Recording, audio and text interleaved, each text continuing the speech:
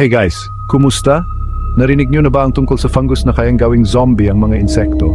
Hayaan niyong ikwento ko sa inyo ang nakakakilabot na natuklasan sa kagubatan ng Scotland.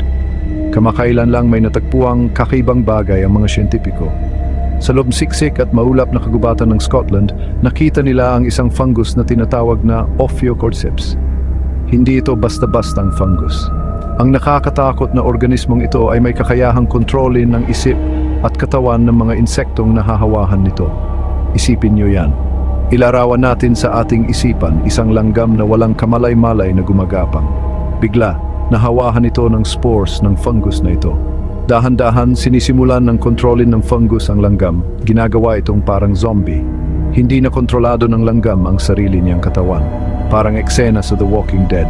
Pinipilit ng fungus ang langgam na umakyat sa mataas na lugar, kadalasan sa dahon o sanga ng puno. Pagkatapos, ipinagkapit nito ang langgam gamit ang mga pang-ipit nito para hindi ito makagalaw. Nananatili ron ang kawawang langgam, paralisado, habang tumutubo ang fungus mula sa katawan nito. Sa huli, nagkakaroon ito ng tangkay mula sa ulo ng langgam at naglalabas ng mas maraming spores sa hangin para mahawa ng mas maraming biktima. Nakakatakot? Diba? Pero heto ang mas nakakilabot, hindi lang mga langgam ang banta ng fungus na ito. Nag-aalala ang mga mananaliksik na baka tumalo nito sa ibang uri ng hayop, baka pati sa mas malalaking hayop. Maisip mo ba ang isang parang zombing usa o ibon? Nakakatakot ang mga posibilidad.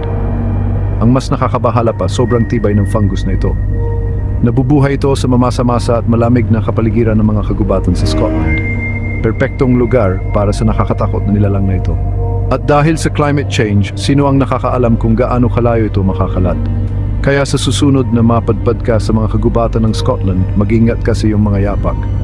Hindi mo alam kung anong mga nakatakot na organismo ang maaring nagtatago sa dilim, handang gawing zombie ang susunod nilang biktima. At kung iniisip mong pang horror movie lang ito, mag-isip-isip ka ulit. Puno ng sorpresa ang kalikasan at hindi lahat ng ito ay nakakatuwa. Mag-ingat kayo at laging maging handa sa mga hindi inaasahan. Salamat sa panood at kung nagustuhan nyo ang nakakapangilabot na kwentong ito, huwag kalimutang mag-like at mag-subscribe para sa mas marami pang nakakatakot na kwento mula sa mga madilim na sulok ng ating mundo. Hanggang sa muli, manatiling mausisa at mag-ingat.